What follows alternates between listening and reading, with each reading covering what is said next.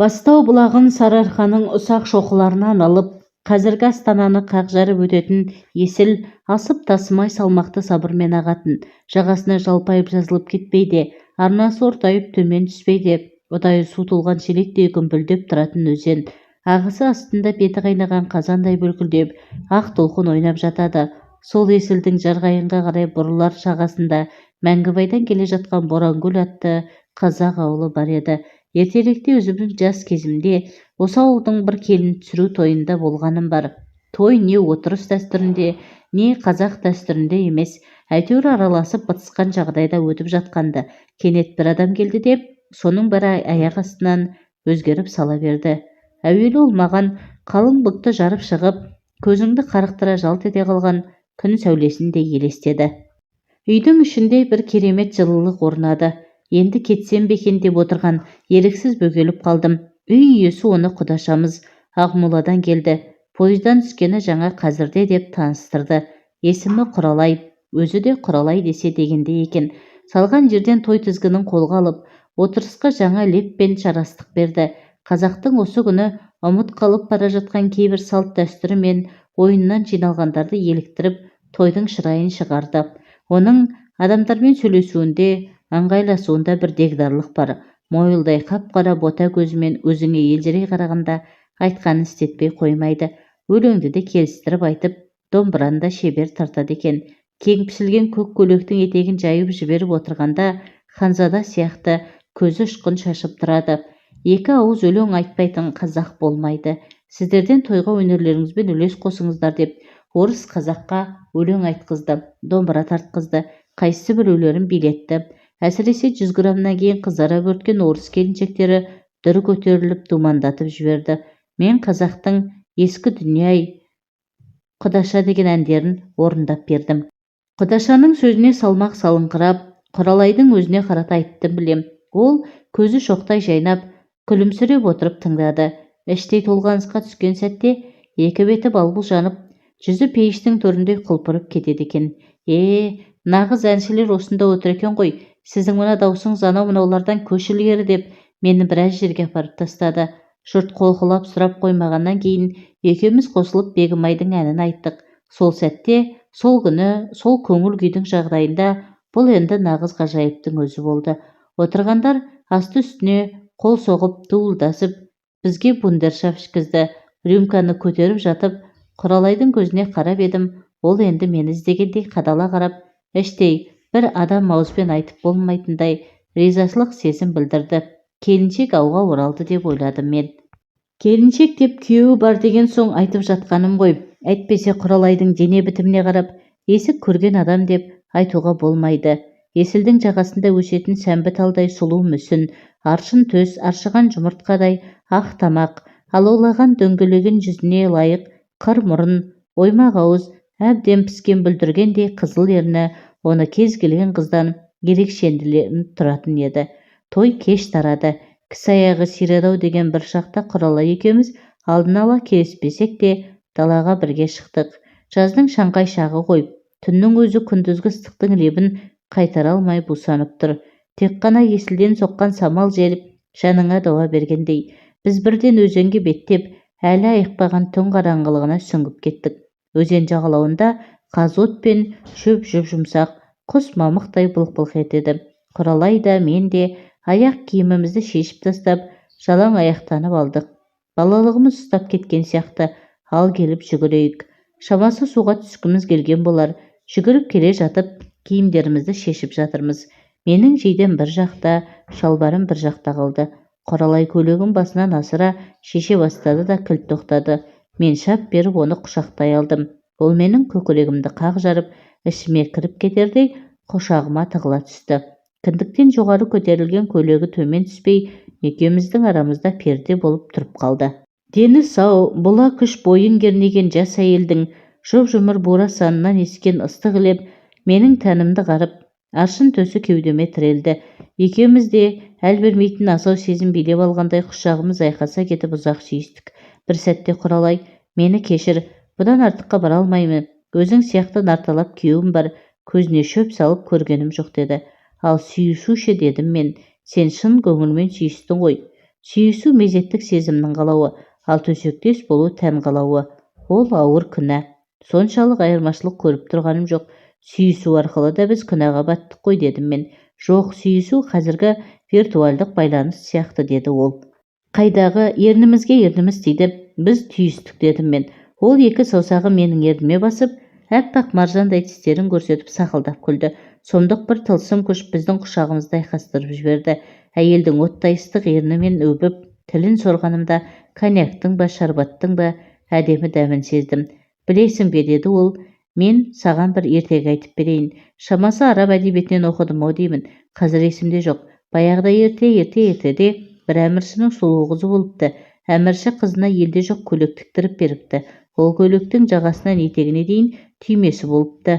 Сиқыры сонда, түймені жоғары жақтан бастап ағытып, ең соңына жете бергенде қалғандары қайтадан түймеленіп қалатын болған. Мен сол көйлек сияқтымын.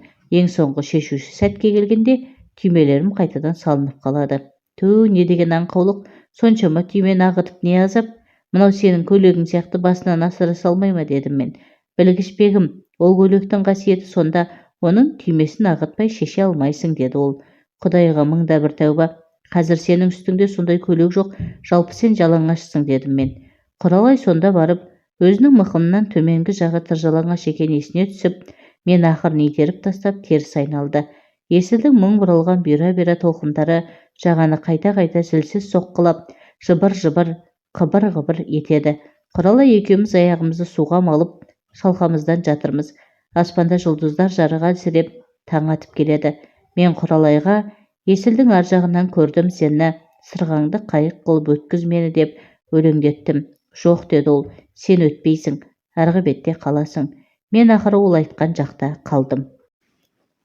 Алайда арада 10 жылдан астам уақыт өткенде біз екінші рет кездестік. Бұл кезде үкімет Ақмолаға көшіп келіп, қаланың атауы Астана болып өзгертілген шақ еді. Корпорация басшылығының бұйрығымен Ордабай облыстық теледидарына бас редактор болып орналасқан едім. ТВ бағдарламаларын цифрландыруға байланысты республикалық семинар өтетін болып, бас инженер екеуміз Астанаға келдік. Семинар бұрынғы парламент мәжілісінің үйінде кіші залда өтті. Үзіліс кезінде түскі асты жақын жердегі өзіміз орналасқан Есіл қонақ үйінің ресторанында ішіп отырғанбыз. Ішкі түйсігім ту сыртымнан қадалған бір тосын көзқарасты аңғарғандай болды да, жалт қарағанымда алыстау түкпірде отырған бір әйелдің өзіме тесіле көз салып отырғанын аңғардым, бірақ түрін жыға тани алмадым. Ал көзі біреуді еске түсіргендей болды. Біртүрлі таныс, жылы көзқарас. Апырау, кім болды екен деп ойлағанымша болған жоқ. Ол орнынан тұрып маған қарай жүрді. Жақындаған сайын сана түкпірінде сығалаған бір ескі көріністің беті ашылып, мен оны тани түстім.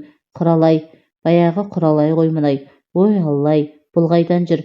Мен де орнынан атып тұрып, екеуміз құшақтасып, амандасып, мәз-мейрам болып жатырмыз. Осында, мынау әкімшіліктің ішкі саясат бөлімінде істеймін, деді ол.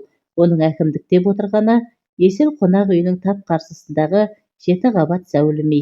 Бір кезде оның 7-ші қабатында біздің редакция болған. Бұл маңай, мынау қонақ үйі маған өте таныс.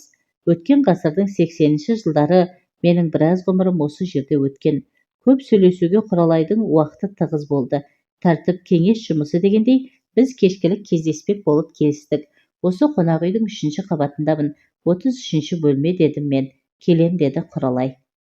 Қонақ күтетін болған соң бұрынғы бойға сіңген әдетпен бөлмешін жинастырып, бірер шөлмек ішімдік, тіске басар жеміс жидек, сапалы тамақ алып қойдым. Менің бөлмемнен әкімдіктің алдынан беті алақанындай анық көрінді. 7-ші қабаттың оң жақтан санағанда 6-шы, 7-ші, 5-ші терезелерінде біздің кабинеттер болып еді. Бастығымыз ауданнан бастап Төлеген, Жылқыбай, Бәдуан, Қайыркен, қыздардан Бақыт, Бақытжамал, Жұматай, тағы басқа жігіттер үпір-шүпір болып шахмат ойнап, дүниені асты үстіне түсіріп сапырып жүруші едік. Ол да бір өткен ғұмыр, қоламтаға айналған шоқ. Үрлесең бәрі есіңе түсіп, санаң жаңғырып қоя береді. Сонда ғой, Жұматай марқұмның президент Назарбаевқа өлеңмен хат жазып, кезектен тыс пәтер алатыны. Оның тілі тотияйын ғой, тиген жерін ойып түсетін. Құралай уәдесінде тұрды. Сағат кешкі 9-дарға таман келіп есік қақты. Ту, заман өзгерсе де, кеңселердегі жұмыс істеу тәртібі баяғыша қалыпты ғой. тым кеш шығады екенсіңдер дедім мен. Айтпаңыз, деді Құралай. Қағаз бастылық қосылмаса азайған жоқ. Жарты ғұмырымыз осы кеңседе өтеді. Ол күлді, бірақ көзінде мұң бар. Жүзі де бұрынғыдай емес, солғын тартқан. Әр жерде болмашы әжім ізі сезіледі. Отырыс жақсы болды. Шарап іштік, тамақ іштік. Қазіргі саясатқа, Астанаға байланысты талай әңгіме айтылды. Ақырында сөз реті енді Құралайдың жеке басына тірелді. Жасыратыны жоқ, күйеуіммен сүйіп қосылдым. 5 жыл бірге тұрдық. Соның алғашқы 2 жылында өзімді бақытты сезіндім. Қалғанының бәрі азап, деді Құралай. Басты себеп баламыздың болмауы, бармаған жеріміз, қаралмаған дәрігеріміз жоқ. Кінә өзінен екенін білгеннен кейін күйеуім ұнжырғасы түсіп, мүлдем өзгеріп кетті. Өзім де көшеде кішкентай бала көрсем, есімнен танып, мүжіліп шаршап қалатын болдым. Жазығым не, жаратқан ием-ау, көшеге баласын тастап кетіп жатқандарға қиған бір шарананы бізге қимайсың ба деп егіліп талай-талай жыладым. Бала асырап алайық дедім. Күйеуім көнбеді. Алла тағала бізге бұйыртпаған екен. Енді оны қолдан жамап жастағаннан не болады, деді. Сөйтті де маған бостандық беріп, өзі кетіп отырды. Күні бүгінге дейін қайда жүргенін білмеймін. Түк хабар жоқ. Мен әйелдің жан азабын бөліскім келіп, оны құшақтап, бетімді тигіздім. Оның әлі де тып-тығыз денесі, қомақты қос анары жанасқан сайын менің дегбірімді қашырды. Екеуміздің де тыныс алуымыз жиілеп, абай данышпан айтқандай, етің етке тигенде тән шымырлап, бой еріп, ішім оттай күйгенде дерлік кейіпке түстім. Құралай көйлегін басынан асыра шешіп лақтырып жіберіп, қарсы алдыма тұра қалды. Енді қалғанын өзің шеш дейтін сияқты. Мен тізерлей отырып сан түрлі гүл жапырақтарының суреті салынған тілдей трусигін сұқ саусағыммен тартып, тізесінен төмен түсірдім. Сонан соң бюстгальтердің түймесін басып ағыттым да орындықтың басына қойдым. Қос алмасы тіп-тік, оң жақ емшегінің ұшында қарақаттай мең бар екен. Мен соған қарап тұрыңқырап қалсам керек. Құралай, сен енді осылай отырасың ба, шешінсейші, деді. Мені соншалық ептілікпен шапшаң шешіндіре бастады. Тек қана ең соңғы киімді шешерде сәл кідірді де тура мен сияқты сұқ саусағымен оны төмен қарай сырғытып жіберді. Менің анадан туғандай кейпімді көргенде ол бүкіл буындары құрысып ұстамай қалғандай таяу тұрған кереуетке сылқ етіп құлай кетті. Бұл енді талайдан бері ешкіммен төсектес болмағандықтың әсері шығар. Әйел жаны тым нәзік қой деп ойладым мен. Дүние тылсым, бір сәт тас болып қатып қалғандай. Бөлмеде біздің ынтыққан ыстық сүйісіміз, менің ауыр-ауыр алған тынысым, кереуеттің сықыры, 62 тамыры иіп, үгітіліп шамырқанған әйелдің сәл ыңырсыған дыбысы ғана естілді. Төсекте мен өзімді тау көтерген толағай батырдай сезіндім. Бұрын соңды болмаған ерекше қарқын, алапат күш-қуат тұла бойымды кернеп тұрып, ләззат сәт әдеттегіден әлдеқайда ұзаққа созылып, Құралай ең кем 2 рет оргазм алғандай әсер берді. Бұл түн буырқанған сезім түні. Еркек пен әйелдің бір-біріне деген сәйкесімділігі жарасқан түн болды. Әйел құшағында өзімді жайлы сезінгенім соншалық. Менің бұған дейінгі өмірім бір басқа, мынау бақыт құшағындағы сәт бір басқа сияқты көрінді. Арада 1,5 айдай уақыт өткенде Құралайдан мен бақыттымын, аяғым ауыр деген SMS алдым. Сонда маған әттеген-ай, біз баяғы бірінші кездескенде осындай тәуекелге барсақ қой. Құралайдың күйеуі баланы өзімдікі деп қабылдап, бақытты өмір сүрер ме еді? Қазір өзі қайда екен?